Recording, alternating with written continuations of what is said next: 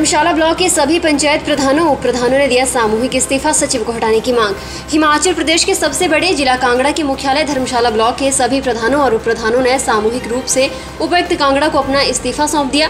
पंचायत प्रधान उप प्रधान संगठन के बैनर तले डीसी ऑफिस पहुंचे प्रधान और उप प्रधानों का कहना है कि प्रदेश सरकार से उन्होंने एक पंचायत सचिव को धर्मशाला से हटाए जाने की मांग उठाई थी और उन्होंने इसके लिए कार्य न करके और अन्य कई आरोप लगाए हैं, तो ऐसे में उन्हें हटाया जाना चाहिए। उनका कहना है कि फिर से धर्मशाला ब्लॉक में ही पंचायत सचिव को नियुक्ति दी गई है, तो ऐसे में सभी पंचायत के प्रधान और उप प्रधान सामूहिक रूप से इस्तीफा दे रहे हैं। आईजीएमसी शिमला में बच्चे की मौत पर हंगामा, परिजनों का आरोप गलत इंजेक्शन से गई जान। प्रदेश के सबसे बड़े अस्पताल आईजीएमसी के चिल्ड्रन वार्ड में सोमवार को उस वक्त हंगामा मच गया जब 7 महीने के बच्चे की अचानक ही मौत हो गई। बच्चे की मौत के बाद परिजनों ने जमकर अस्पताल में हंगामा किया और अस्पताल प्रशासन पर लापरवाही के आरोप लगाए। बच्चे को रविवार दोपहर रोहड़ के देवीधार गांव से इलाज के लिए लाया गया था। बच्चे को खांसी थी और उसे चिल्ड्रन वार्ड में दाखिल किया गया था। सोमवार सुबह बच्चे को जैसे इंजेक्शन लगाया उसके बाद बच्चे के शरीर में लाल निशान पड़ने लगे और कुछ देर बाद बच्चे की मौत हो गई।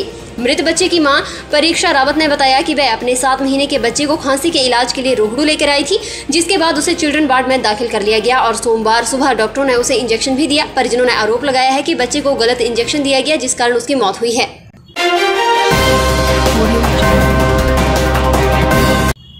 शिमला पहुंची कांग्रेस की राष्ट्रीय कार्यकारी अध्यक्ष सोनिया गांधी, छराबड़ा में बिताएंगी 3 दिन। राष्ट्रपति रामनाथ कोविंद का शिमला दौरा खत्म होने के बाद भी राजधानी शिमला में वीआईपी मूवमेंट का दौर जारी है। अब कांग्रेस की राष्ट्रीय कार्यकारी अध्यक्ष सोनिया गांधी भी पहाड़ों की रानी शिमला पहुंची हैं। पंजाब कांग्रेस में शराजी उथल पुथल और पंजाब के नए मुख्यमंत्री के चयन के बाद सोनिया गांधी सोमवार को पहाड़ों की रानी शिमला पहुंची। सोनिया गांधी अपनी बेटी प्रियंका वाड्रा के शिमला के छराबड़ा में स्थित मकान में पहुंची है। सोनिया गांधी ने दिल्ली से चंडीगढ़ तक का सफर हवाई मार्ग से किया, जबकि चंडीगढ़ से शिमला तक की दूरी उन्होंने सड़क मार्ग से पूरी की। बताया जा रहा है कि 3 दिन छराबड़ा में रहने के बाद सोनिया गांधी गुरुवार को दिल्ली लौट जाएंगी। वहीं कड़ी सुरक्षा के बीच सुबह करीब 11 बजे सोनिया का काफिला छराबड़ा पहुंचा। पुलिस ने छराबड़ा में सुरक्षा व्यवस्था और कड़ा कर दिया है।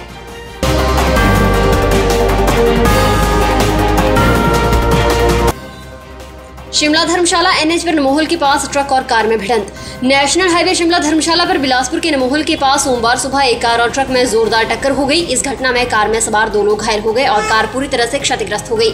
घायलों में एक की हालत काफी गंभीर बताई जा रही है, जिसे तुरंत 108 एम्बुलेंस के माध्यम से एस अस्पताल ले जाया गया। बताया जा रहा है कि कार बिलासपुर की ओर जा रही थी, दूसरी ओर से ओवरटेक करते हुए आ रहे ट्रक ने कार को टक्कर मार दी। वहीं घटना की जानकारी मिलते ही मौके पर पहुंची पुलिस ने मामले को लेकर कार्रवाई शुरू कर दी है। मौके पर मौजूद पंचायत प्रधान ने बताया कि जैसे ही उन्हें जानकारी मिली वे मौके पर पहुंच गए। पुलिस मामले की जांच कर रही है।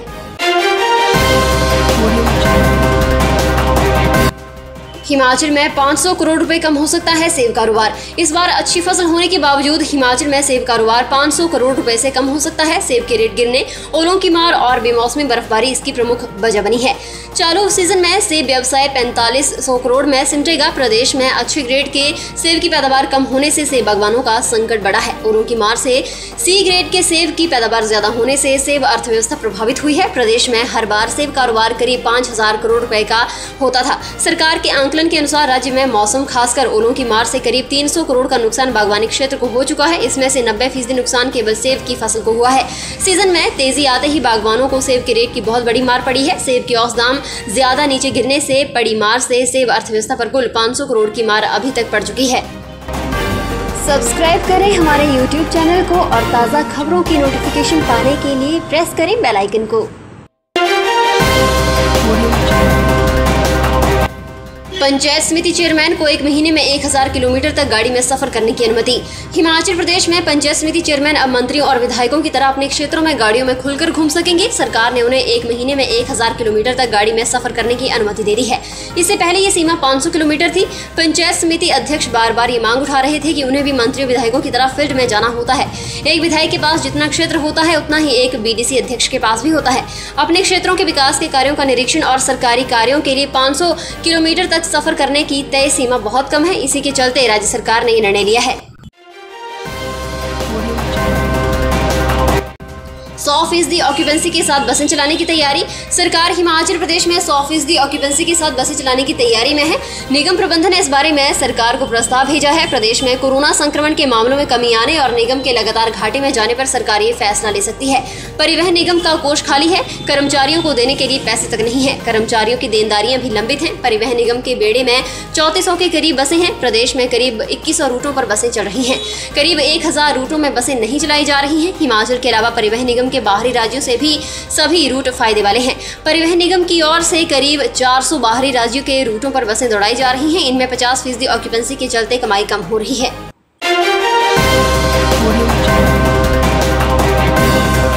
पंजाब नेशनल बैंक के मंडल प्रमुख अमरिंदर कुमार और उनके सहयोगियों द्वारा क्षेत्रीय अस्पताल धर्मशाला में उपायुक्त कांगड़ा निपुण जिंदल को चिकित्सा उपकरण खरीद हेतु 10 लाख का चेक भेंट किया गया। उपायुक्त ने बैंक के इस सहयोग के लिए उनका आभार जताया है। उपायुक्त डॉक्टर निपुण जिंदल ने बैंक द्वारा समाज की भलाई के लिए किए जा रहे योगदान की सराहना करते हुए कहा कि अगर इसी प्रकार समाज के सभी वर्ग और संस्थाएं महामारी के विरुद्ध लड़ने में अपना सहयोग देते रहें तो कोविड-19 जैसी महामारी को जल्द परास्त किया जा सकता है। मंडल प्रमुख अमरिंदर कुमार ने बताया कि पंजाब नेशनल बैंक कॉर्पोरेट गतिविधियों के लिए जितना सजग है उतना ही सामाजिक दायित्वों के प्रति उदार भी है। उन्होंने उपायुक्त कांगड़ा डॉक्टर निपुण जिंदल को विश्वास दिलाया है कि बैंक आपदा के इस समय में हर प्रकार की सहायता के लिए तत्पर है और आगे भी ऐसा ही सहयोग करते रहेंगे।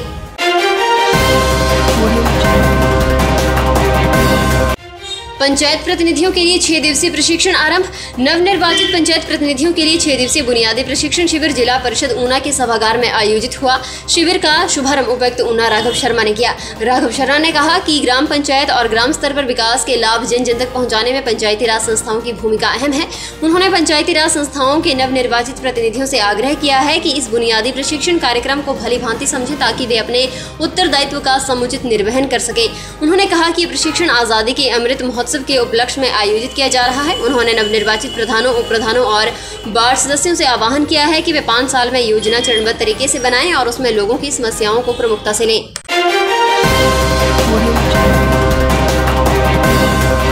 प्रधानमंत्री नरेंद्र मोदी का जन्मदिन सेवा सप्ताह के रूप में मनाया जा रहा है। इसके तहत खाद्य नागरिक आपूर्ति और उपभोक्ता मामले मंत्री राजेंद्र गर्ग ने अपराजिता बाल आश्रम भगेड़ में फल वितरित किए। इस कार्यक्रम का आयोजन भारतीय जनता पार्टी मंडल घुमारवीं द्वारा किया गया। इसके उपरांत खाद्य नागरिक आपूर्ति और उपभोक्ता मामले मंत्री राजेंद्र गर्ग ने सामुदायिक स्वास्थ्य केंद्र पनौल का औचक निरीक्षण किया।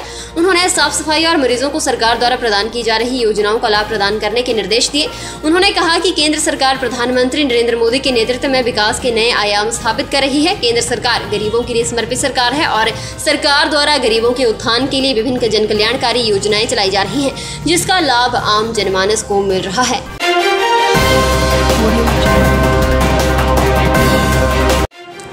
नेशनल हाईवे सड़क मार्ग चंबा भरमौर पर ढकोक टनल के समीप ऑल्टो कार पर धांग से गाय गिरने से कार रावी में गिरी, दंपति की मौत।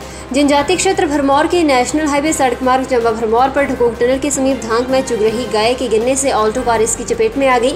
गाय कार के बोनट पर गिरी। चालक ने वाहन से नियंत्रण खो दिया जिससे कार सीधी रावी में जा गिरी।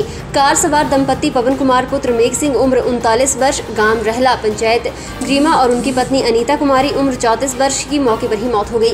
कार चंबा से भरमौर की तरफ आ रही थी। जानकारी के अनुसार पवन कुमार अपनी पत्नी का चेकअप करवाने चंबा गए हुए थे। भरमौर पुलिस मौके पर पहुंच चुकी है।